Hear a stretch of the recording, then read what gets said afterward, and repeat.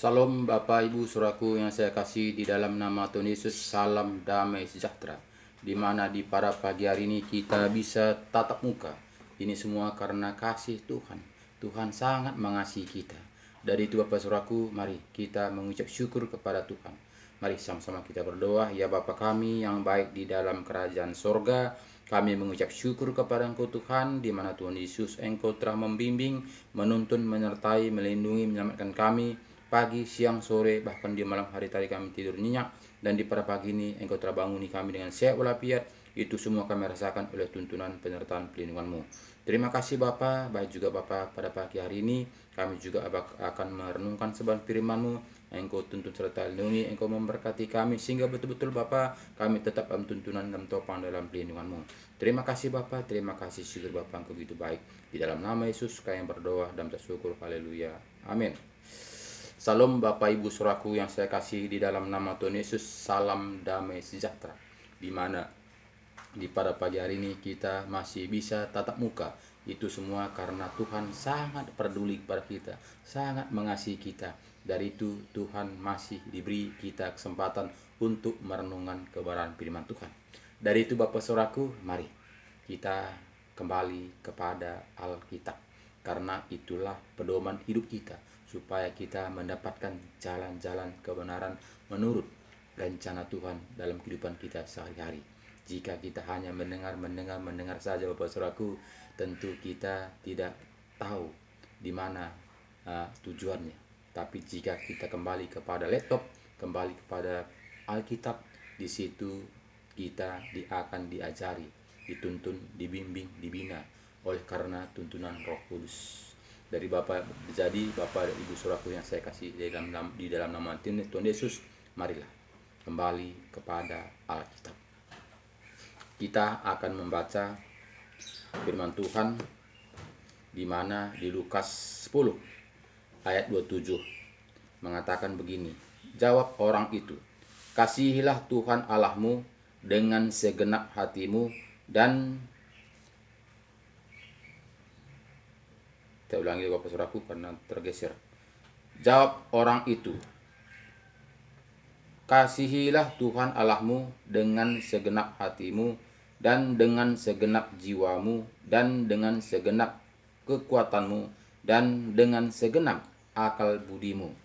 Dan kasihilah sesamamu manusia seperti dirimu sendiri. Jadi Bapak Ibu Saudaraku yang saya kasih di dalam nama Tuhan Yesus, jika kita mengasihi Tuhan dengan segenap hati kita, dengan segenap kekuatan kita, tentu kita akan paham jalan-jalannya Tuhan. Tentu kita paham apa rencana Tuhan dalam kehidupan kita sehari-hari. Karena apa? Karena kita disuruh untuk mengasihi sesama kita manusia. Jadi bagi Bapak Ibu Saudaraku yang saya kasih dalam nama Tuhan Yesus, kita diutamakan kita itu mengasihi sesama kita manusia, supaya kita mengenal bahwa Tuhan itu sangat luar biasa. Karena jika kita tidak mengasihi sesama manusia, bagaimana kita mengenal Tuhan Yesus? Bagaimana kita mengerti jalan-jalannya Tuhan? Karena apa? Bagaimana kita percaya Tuhan Yesus itu ada jika kita tidak lihat? Jika kita yang kelihatan aja kita tidak bisa berbuat, bagaimana kita bisa berbuat kepada Tuhan? Dari itu Bapak Saudaraku, mari kita kembali kepada firman kebenaran. Kita diajari untuk saling mengasihi satu dengan lain. Jadi kita tidak bisa egois, tidak bisa mementingkan diri sendiri, tapi kita saling mempedulikan satu dan lain, saling mengasihi satu dan lain. Jadi kita tidak bisa hidup sendiri, tapi kita itu harus berbagi rasa. Jadi Bapak Ibu Saudaraku, di pada pagi hari ini saya juga akan membagi pengalaman, karena saya adalah selama ini diduyun oleh penyakit. Dari tahun 2006 saya divonis mati, di mana penyakit saya sudah berapa persen cobaan harapan bisa sembuh. Tapi puji Tuhan, saat ini saya sembuh oleh karena kasih Tuhan. Dari itu Bapak Saudaraku, saya juga akan membagi bagaimana kesehatan itu perlunya. Jadi di sini kita melihat di mana teman saya juga men-share kepada saya tentang kesehatan. Jadi di sini kita melihat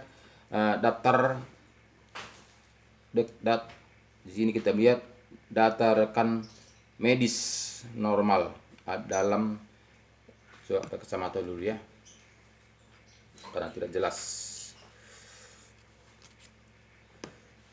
Data rekam medis normal dalam kehidupan setiap manusia. 1. Tekanan darah 120/80. Denyut nadi 70/100. 3. Suhu 36,6 sampai 37. 4. Respirasi 12 sampai 16. 5. Hemoglobin pria 13/50 sampai 18. Wanita 11/50 sampai 16. 6. Kolesterol 130 sampai 200. Kalium 3,50 sampai 5. 8. Natrium 135 sampai 145. 9. Trigliserida 220. 10. Jumlah darah dalam tubuh PCP 30 sampai 40%. 11. Gula anak-anak 70 sampai 130. Dewasa 70 sampai 115. 12.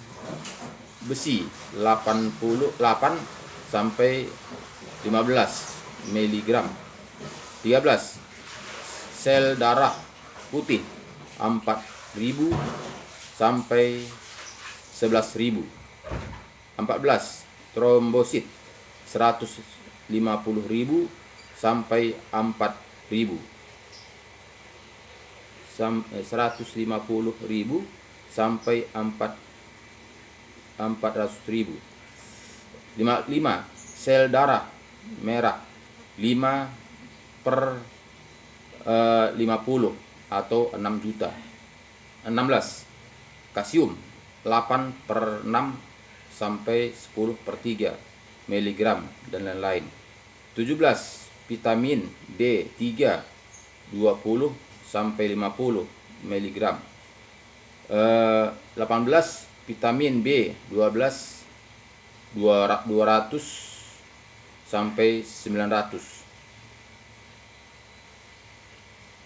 Seterusnya, tip bagi yang sudah mencapai usia 40, 50 dan 60 tahun. Petunjuk kesehatan untuk orang tua.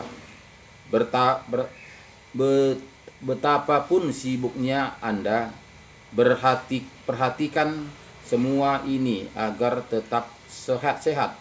2 hal yang harus diperiksa sesuai mungkin, sering mungkin. Tekanan darah Anda. 2. Gula darah Anda. 6 hal yang harus dikurangi seminimal mungkin pada makanan Anda. Garam. 2. Gula. 3. Daging dan makanan yang diawetkan. 4. Daging merah terutama yang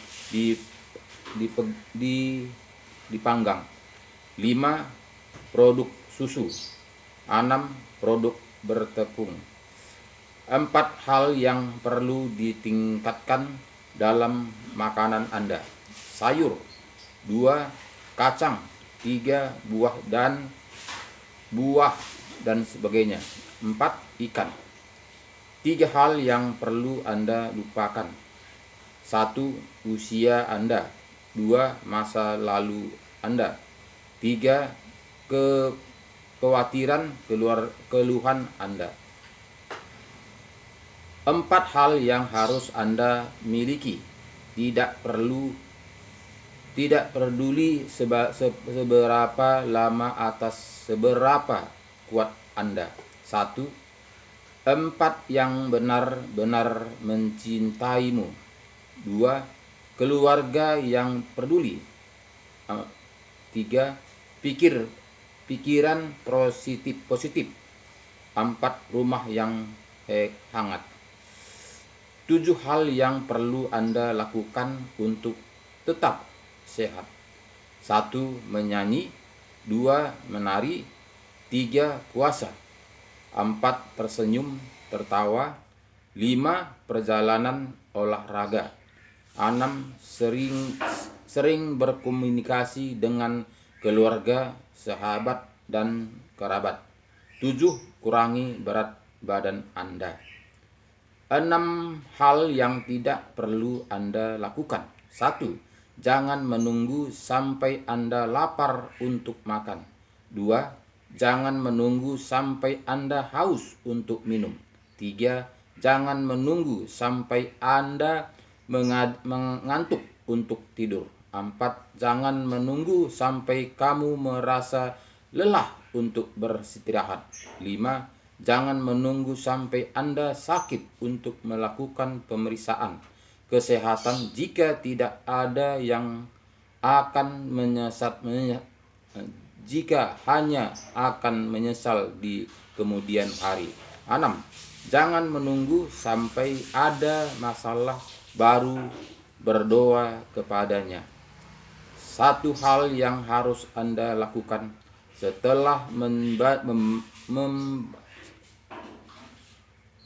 membaca tips kesehatan ini, teruskan tulis ini kepada orang yang Anda cintai dan teman-teman, dan saat Anda melakukannya, semoga semuanya ini melakukannya dengan baik. Kebugaran di medis tinggi 200 per 80 normal, 130 per 85 normal kontrol, 100 per 90 tinggi, 150,95 P tinggi. Suhu 94 per 4 F normal, 99 op P di atas demam. Tolong bantu kerabat sahabat dengan membagikan info ini. Jadi di sini Bapak Saudaraku, kita melihat supaya kesehatan ini kita mengatur sedemikian rupa supaya kita bisa mendapatkan kesehatan ini. Kita mari kita senam setiap pagi kita senam untuk mendapatkan kesehatan. Apalagi di atas 40, 50, 60 itu sudah rawan penyakit. Jadi itu kita mulai membuat senam pagi untuk kebugaran tubuh kita, melancarkan peredaran darah. Jadi jika kita tidak melakukannya, tentu penyakit akan numpuk dan penyumbatan akan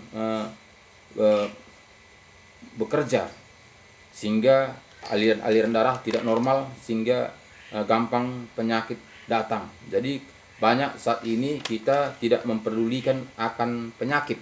Karena apa? Karena kita lebih suka untuk menikmati daripada kita menyayangi. Karena kita sekarang tidak peduli bagaimana kesehatan, karena kesehatan ini sangat berharga. Bagaimana kita mengasihi sesama kita manusia jika kita tidak mengasihi diri kita sendiri? Jadi itu mustahil. Jadi kasihi dulu diri kita sendiri supaya kita itu bisa mengasihi sesama kita manusia. Jadi sama juga kita, supaya sama seperti kita juga kita mengatakan saya mengasihi Tuhan. Jadi itu tidak mungkin kita bisa mengasihi Tuhan jika kita tidak mengasihi yang kelihatan. Jadi kita kasih dulu yang kelihatan, barulah kita mengasihi Tuhan. Nah, jadi itu sejalan. Karena firman Tuhan juga mengatakan di mana firman Tuhan mengatakan di eh, Yohanes Yohanes apa itu di Matius 25 kita melihat katakannya kepada kita. Matius 25 ayat 31 jelas firman Tuhan mengatakan kepada kita di sini. Mulai kita baca Yohanes 25 ini, kita baca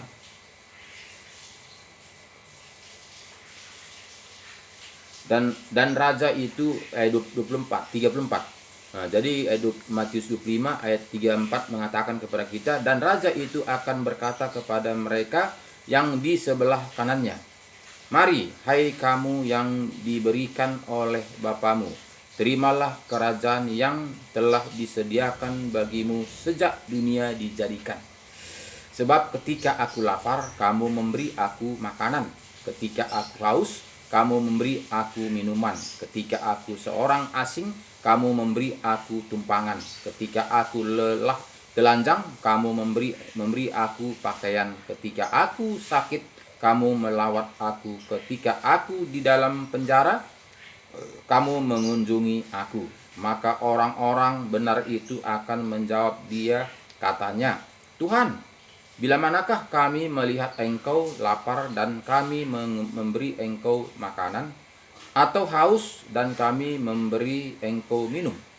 Bila manakah kami melihat engkau sebagai orang asing dan kami memberi engkau tumpangan, atau telanjang dan kami memberi engkau pakaian?